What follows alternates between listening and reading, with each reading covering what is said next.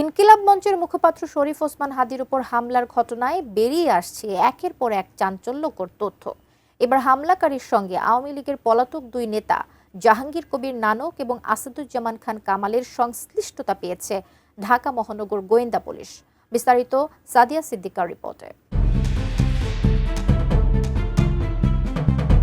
গত 12 ডিসেম্বর দুপুরে রাজধানীর বিজয়নগরে গুলিবিদ্ধ হন ইনকিলাব মঞ্চের মুখপাত্র ও ঢাকা ৮ আসনের সম্ভাব্য স্বতন্ত্র প্রার্থী শরীফ ওসমান হাদি। এই ঘটনায় ফয়সাল করিম মাসুদ নামে একজনকে মূল অভিযুক্ত হিসেবে চিহ্নিত করেছে ঢাকা মহানগর গোয়েন্দা পুলিশ ডিবি। তদন্তে উঠে এসেছে ফয়সালের সঙ্গে একাধিক পেশাদার শুটার ও আন্ডারওয়ার্ল্ড সংশ্লিষ্টদের যোগাযোগ থাকতে পারে। ডিবির ভাষ্য অনুযায়ী পুরান ঢাকার আদালতপাড়া ও মিরপুরে যুবদল নেতাকে গুলি করে হত্যার ঘটনায় জড়িত শুটারদের সঙ্গেও ফয়সালের যোগাযোগ ছিল বলে ধারণা করা হচ্ছে। তাকে গ্রেফতার করা গেলে শুধু শুটারদের পরিচয় নয়, হামলার নেপথ্যের পুরো পরিকল্পনা স্পষ্ট হবে বলে মনে করছেন তদন্তকারীরা।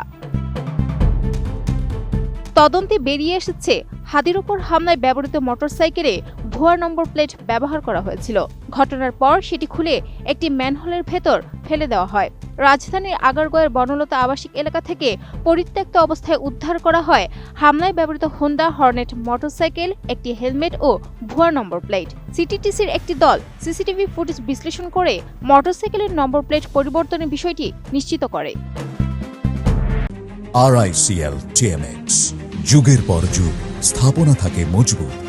মোটরসাইকেলটির মালিকানা যাচাই করে চাঞ্চল্যকর তথ্য পায় পুলিশ। আব্দুর রহমান থেকে শুরু করে শহীদুল, রাসেল, মার্কেট প্লেস, ওবায়দুল ইসলাম, আনারুল একাধিক হাত ঘুরে শেষ পর্যন্ত শুভ নামে একজন এটি কিনেন।